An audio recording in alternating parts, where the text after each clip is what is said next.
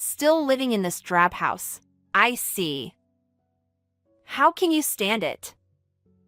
And do you even clean? The whole place smells. Oh, that must be the pee from the person you're caring for. The overly arrogant woman with not a trace of empathy raised her voice at me. It was my husband's sister-in-law, Martha. Fine then.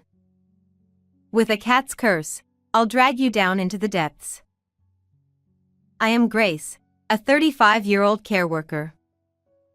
I work full-time at a nursing home but also go out for home care once a week.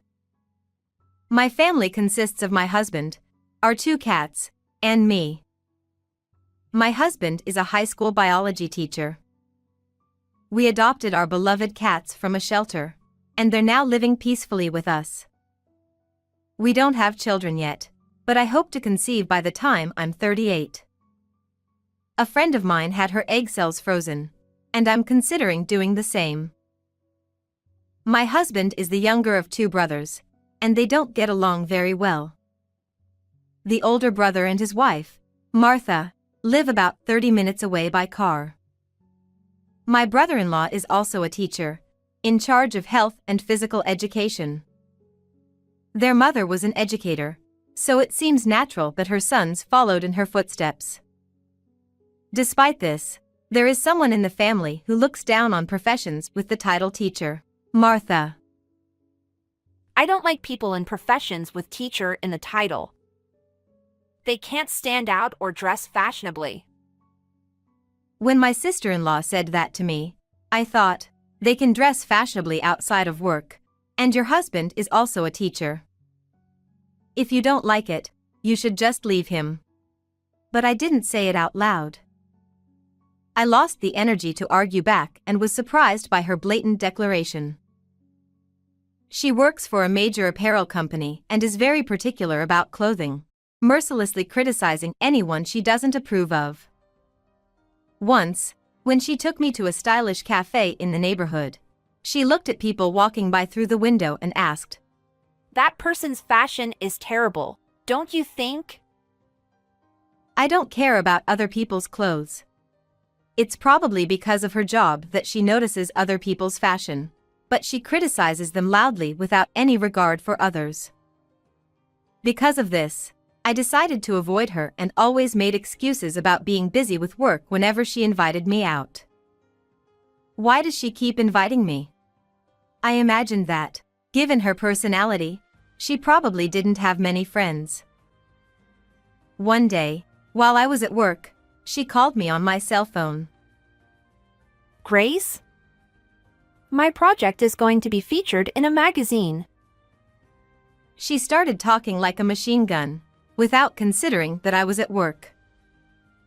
She really is a self-centered person who doesn't consider others' positions. I thought as I listened to her rapid-fire, one-sided talk. The work clothes for caregivers are all sweatpants, right? They're too frumpy, so I designed fashionable work clothes for caregivers.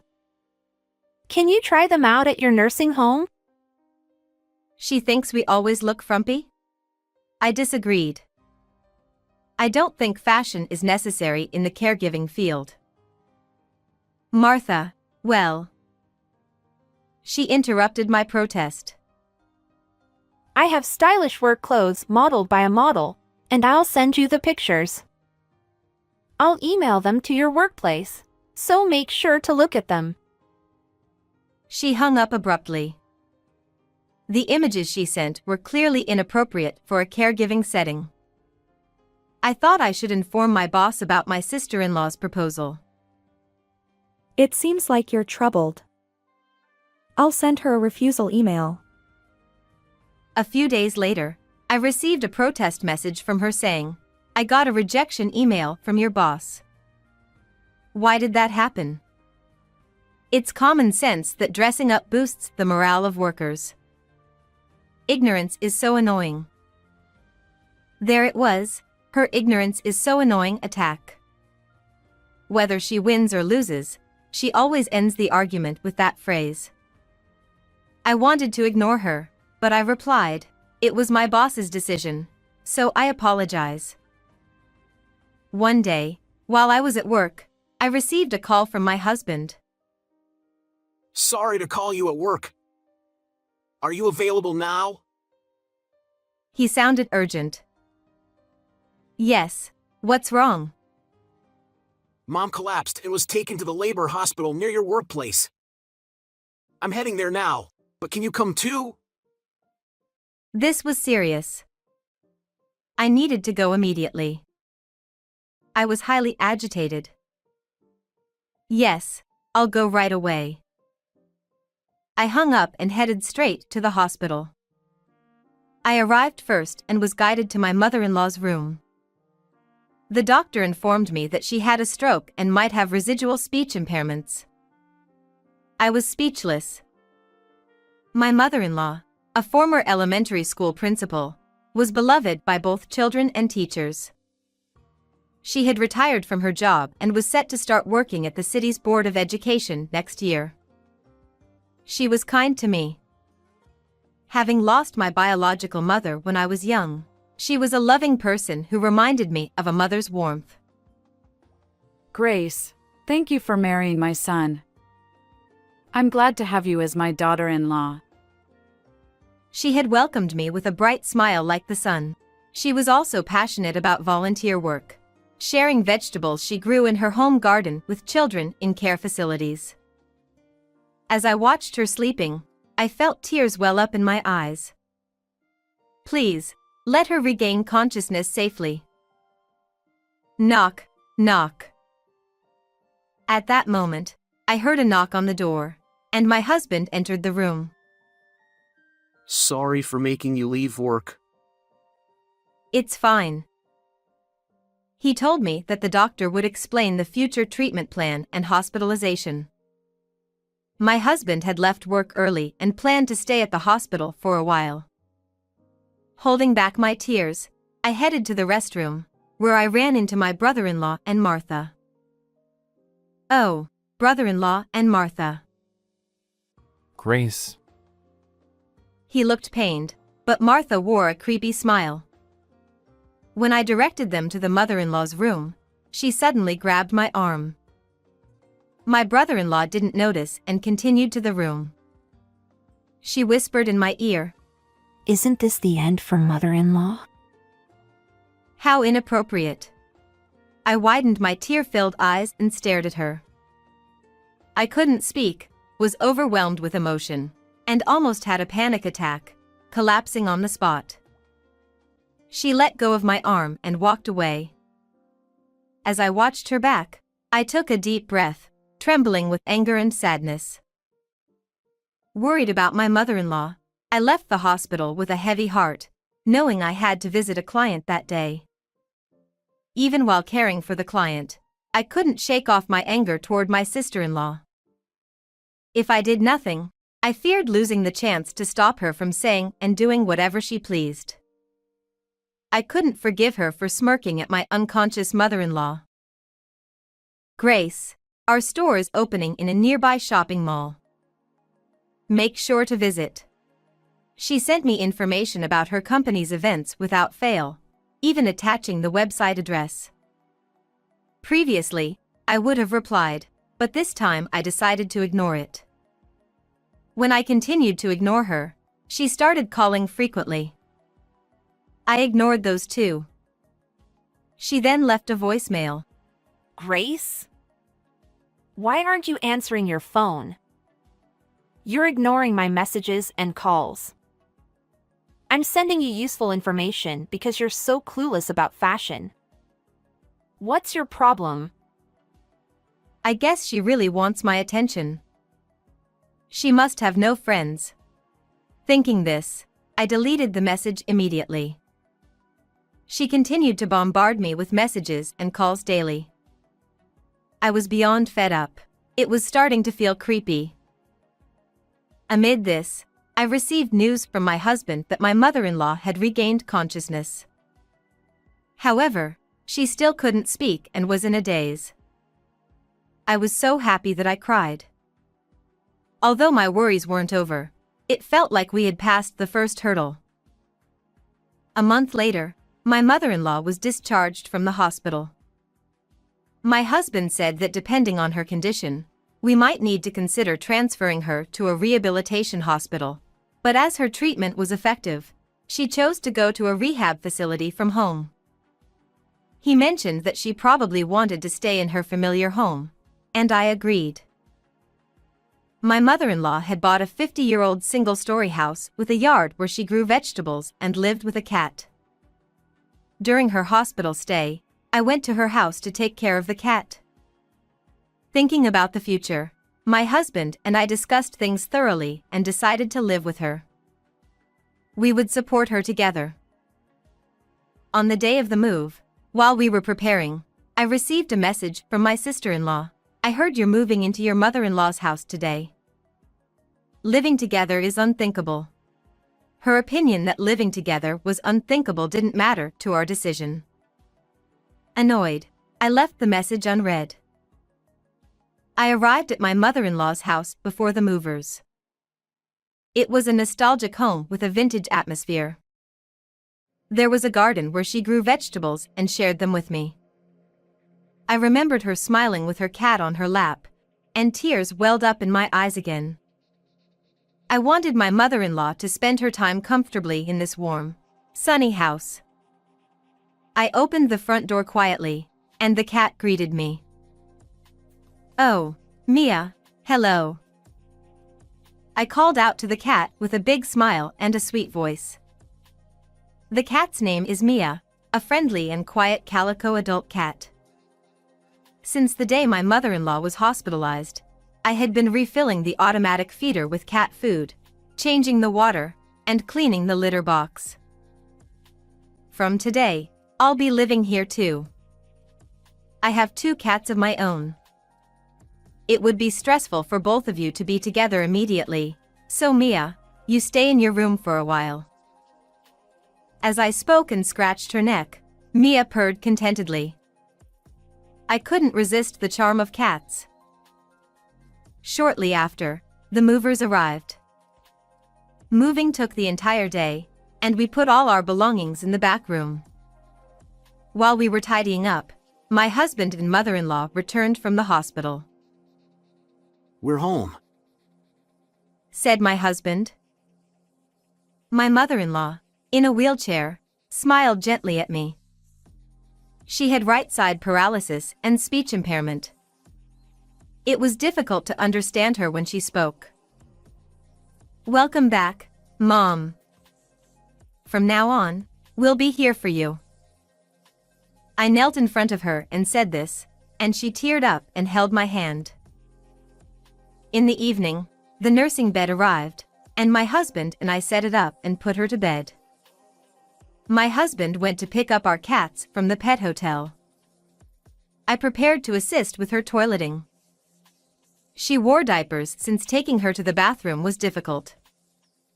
I noticed the smell and realized she had a bowel movement, so I cleaned her while talking to her.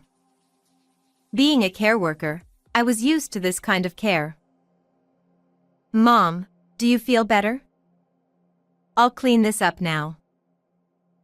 I double-bagged the soiled diaper and left the room. Just then, the doorbell rang. "Yes, I'm coming." After disposing of the diaper and washing my hands, I went to the door and found my sister-in-law. I came to check on things. I couldn't reach you. She said with a sarcastic tone. "I don't want to have anything to do with you," I thought but said. "Oh, I've been busy with a lot of things." "I'm surprised you could contact me so frequently despite being busier than me," I replied in a similarly sarcastic tone. How rude.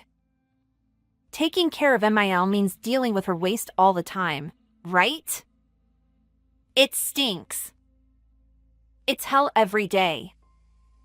You're not going to make me talk at the door, are you? I'm coming in. She barged into the house. As soon as she entered the living room, she said, I've been to MIL's house a few times, and it's as plain as ever. Living here is crazy. Are you cleaning properly? It stinks here. Oh, it must be the smell of Emil's waste. I did change her diaper earlier, so there might still be a smell, but today, I decided to speak up. Martha, I don't want to have anything to do with someone who doesn't understand others' pain. So please don't come here again, I said, glaring at her. What? Are you serious? After all the affection I've shown you. What is she talking about? I've never been treated kindly by her. The only person who treated me kindly was Mael. Don't come here again. At that moment, I must have looked like a demon. She flinched for a second and said, You'll regret this. She left, uttering a cliched threat like something out of a bad drama. I felt my heart clear up as if a weight had been lifted. A month later, an incident occurred. My sister-in-law suddenly visited our house and barged in uninvited. Grace, my husband collapsed and is now in the hospital. I know when he'll be discharged, but he needs care. Can you recommend a facility for him? It could even be the home where you work. Our facility is a skilled nursing facility, and only those who require regular medical supervision and specialized nursing care can be admitted. Typically, most residents are elderly, and your husband isn't that age, is he? What? Really? I thought anyone needing care could get in. And what is a skilled nursing facility? Though she knew everything about fashion, she seemed clueless about caregiving. Ah, ignorance is so annoying, isn't it? You've told me the same thing. There's nothing I can do to help you. Please leave. I stood up from the sofa as I said this. Why? Why won't you help me? She screamed, clinging to my leg. Hey, let me go. Just then, Mia came to use the open-type litter box in the living room. When Mia covered her business with sand, some of it landed on my sister-in-law's leg. Eek! It's filthy and smelly! Mia continued to scratch at the sand with her front paws. Thanks, Mia, you saved me. What's wrong with this cat? She screamed, picking up Mia abruptly. In response, Mia sprayed her with urine. Ah, Mia wanted to pee too. Mia meowed, kicked Martha with her back legs, and ran away. You! It stinks! This skirt is expensive! With her prized fashion dirted, she scowled. You picked her up suddenly. Think of it as spilled jasmine tea, it won't bother you. That's nonsense. It reeks. Cat urine might smell particularly bad, but humans are the same. As I watched her panic, she bumped her foot hard against the corner of a pillar in the living room and crouched down. She hit her pinky toe. That must hurt. Remember this! She yelled, struggling to stand while holding up her soiled skirt and repeating her usual line. Just before leaving the living room, she tripped over the threshold and fell again. Things happen in threes, just like the proverb says. It felt as though the house itself was pressuring her to leave. I also realized that the house needed barrier-free renovations to make living here easier. Later, my husband told me that my sister-in-law had broken her toe when she hit the pillar and, during the toileting assistance of her newly discharged husband, had fallen again and broken her arm. Her foot was in a cast, and her arm was now immobilized, leading to a very inconvenient life. Her husband also severely injured his knee in the fall, resulting in a fracture that required surgery, so he was back in the hospital. Frustrated by her husband's inability to immediately enter a facility, she vented her anger at him. Now both of them are hospitalized. How unfortunate. My sister-in-law's long recovery and inability to showcase her fashion sense drove her to a near-crazy state. As for me, I shifted to home care work for 3 months to care for my mother-in-law at home. She attended a rehab-focused day care service 5 days a week. Since this service was affiliated with my workplace, the arrangements were smooth. It became routine to put her in the van each morning and see her off. During the day, I studied to become a care manager. My mother-in-law showed remarkable recovery through her hard work in rehab. From being unable to walk due to hemiplegia, she gradually managed to walk with a cane. I passed the care manager exam and moved from the nursing home to a home care office. This job involved weekday daytime hours, leading to a healthier lifestyle. One day, I found a letter addressed to me on the dining table. Grace, I can never thank you enough. Truly, thank you. I think of you as my real daughter. Thank you for taking care of me and the cat. Thanks to you, I enjoy going to rehab. I'll try to do more on my own and talk with you again. If living together becomes too difficult, I'll move to a facility. I want you, my son, and the cats to live in this house. Her handwriting was wobbly, possibly written with her paralyzed right hand or her left hand. The effort she put into writing this letter filled my heart, and I couldn't hold back my tears. Mom, I think of you as my real mother too. I want to continue spending happy times together with you. Thank you and best regards. I wrote a reply on pink stationery. Looking out the window, I saw a beautiful rainbow in the distance. How did you like today's story? Please subscribe to our channel. See you in the next video.